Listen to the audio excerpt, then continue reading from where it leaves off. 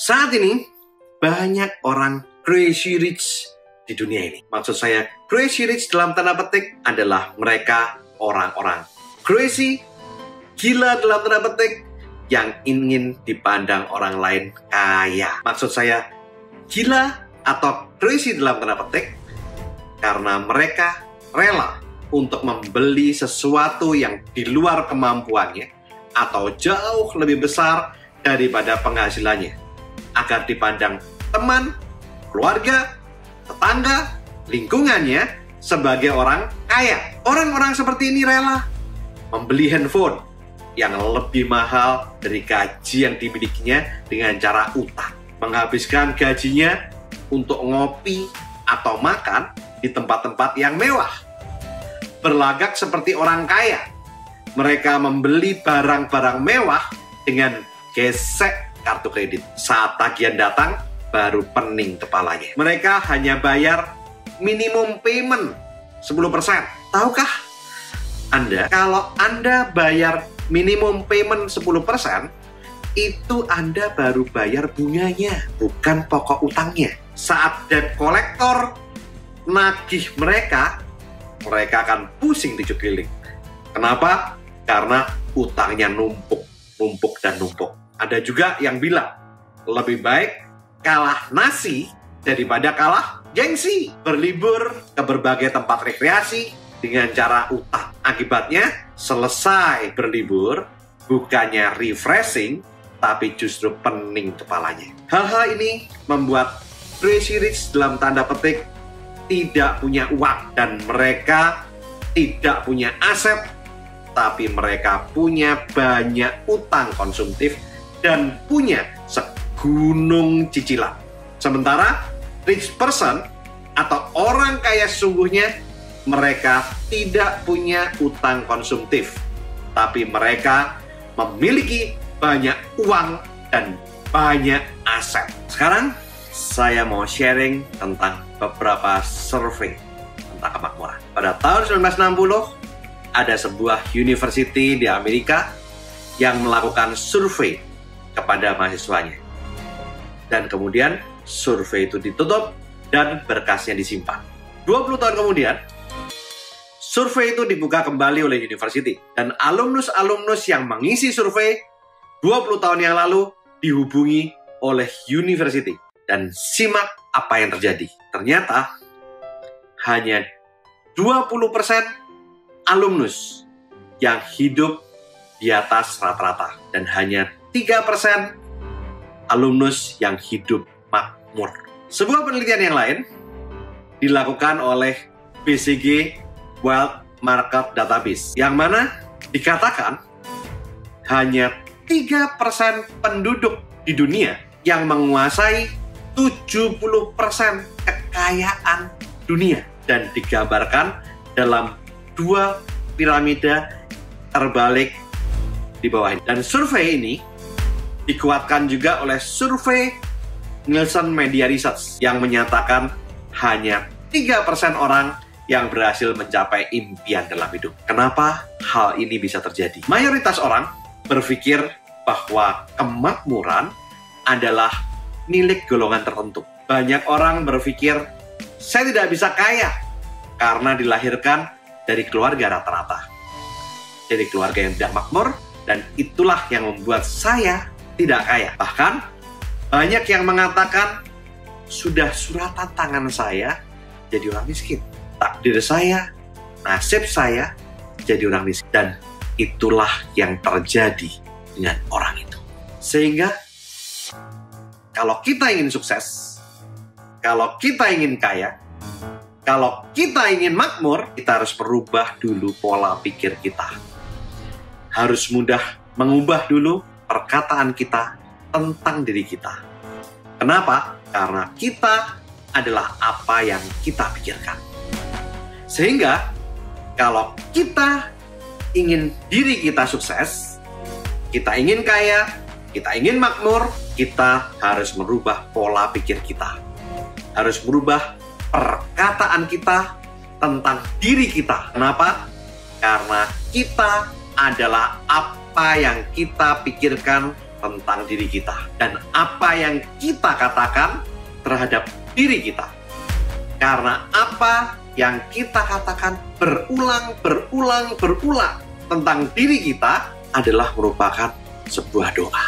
Sehingga kalau kita ingin maju, kita ingin sukses, kita ingin kaya, kita ingin makmur, hal pertama dan terutama yang harus kita lakukan adalah merubah pola pikir kita dan perkataan kita terhadap diri kita terlebih dahulu. Dari hal-hal yang negatif menjadi hal-hal yang positif. Saya akan sukses, saya akan makmur, saya akan berhasil, saya akan kaya. Nah, sekarang bagaimana caranya kita menjadi bagian dari 3% orang yang makmur di dunia?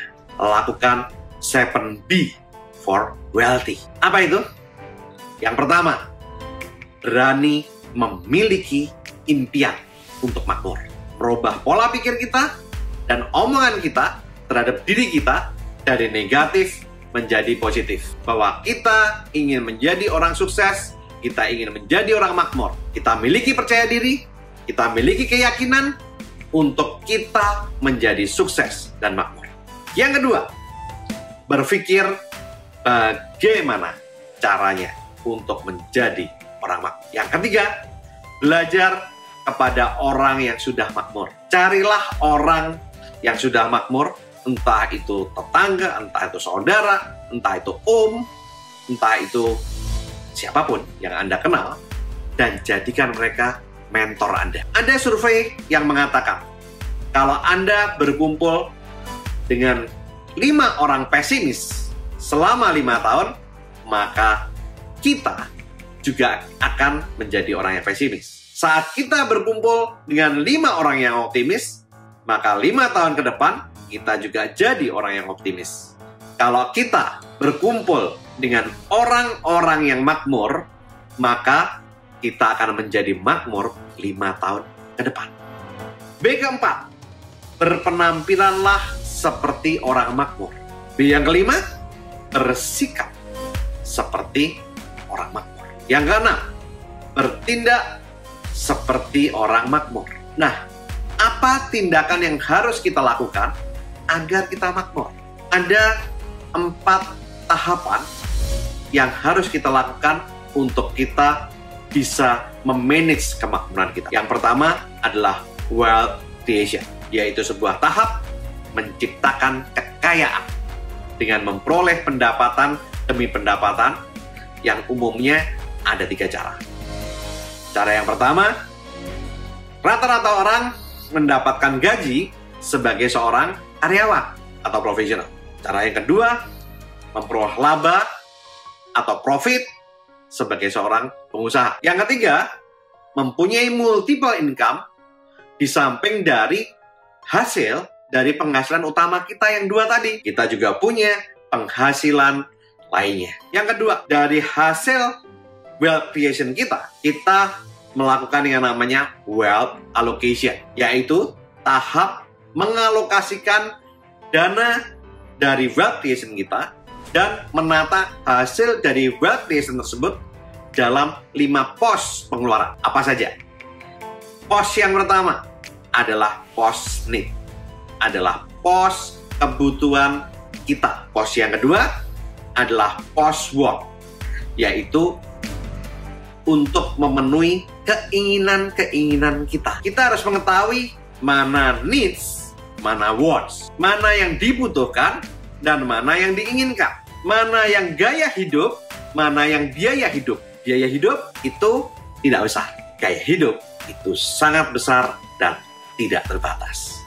Kita yang harus memahami dan mengalokasikan mana pos need, mana pos want. Sehingga kita tidak menghambur-hamburkan dana dari wealth creation kita untuk hal-hal yang tidak perlu, untuk sesuatu yang kita inginkan, tapi kita tidak memikirkan masa depan kita. Karena kalau Anda tidak bisa mengetahui mana needs, mana wants, akan timbul pos ketiga, yaitu pos debt.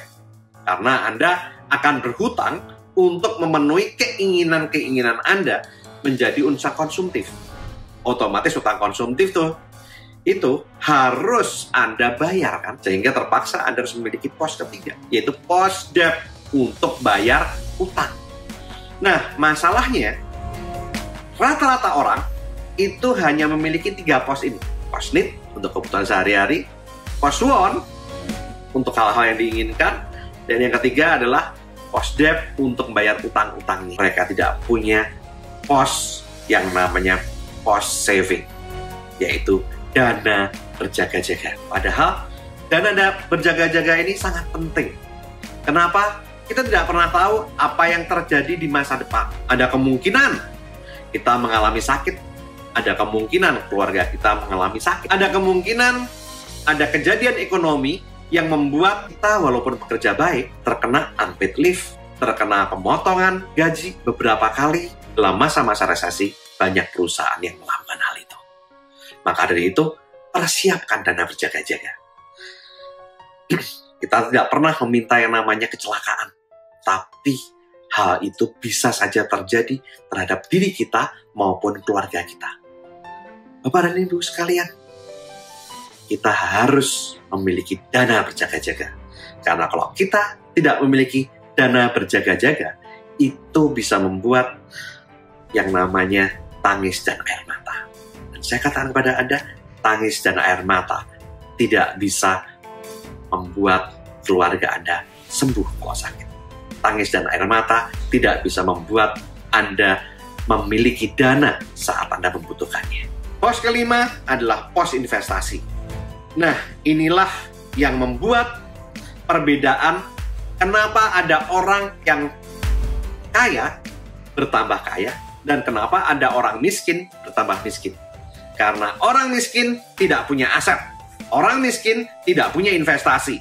Itu yang membuat mereka pada saat terkena hal-hal yang tidak diinginkan, mereka tambah miskin. Sementara orang yang kaya, karena dia memiliki investasi, dia memiliki aset, bukan hanya dia saja yang bekerja untuk uang, tapi uang mereka, aset mereka juga bekerja untuk diri mereka. Nah, maka dari itu, Anda kalau ingin makmur, Anda harus punya yang namanya pos investasi.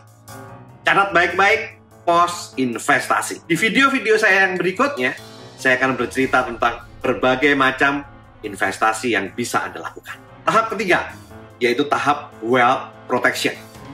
Yaitu tahapan kita memproteksi aset-aset yang kita peroleh dari wealth creation dan wealth allocation. Termasuk aset kita yang paling berharga, yaitu diri kita dan orang-orang yang kita cintai. Mau tahu detailnya? Tunggu video saya tentang wealth protection. Berikutnya, tahap keempat, yaitu wealth distribution, yaitu tahapan mendistribusikan aset kita kepada orang-orang yang kita cintai, kepada generasi kita berikutnya, kepada anak-anak kita. Dan distribusi aset itu meliputi distribusi aset pemikiran, distribusi aset kekayaan. Ingin tahu lebih jelas? Ikutin video saya tentang wealth distribution. Nah, sekarang saya akan membahas B ke-7. B yang terakhir dan terutama. Apa itu? Yaitu kita harus mau berdoa.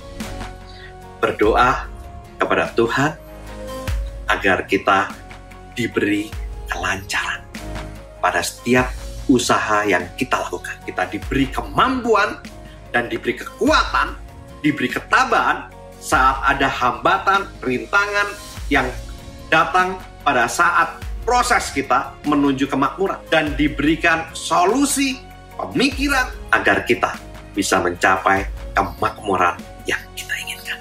Jika Anda ingin mengetahui detail daripada 7B for wealth atau 7B untuk mencapai kemakmuran dan 4 tahapan wealth management yang tadi saya sudah kupas, ikuti video-video saya berikutnya. Saya Tony Hermawan Adikaryo, sampai jumpa di puncak kemakmuran.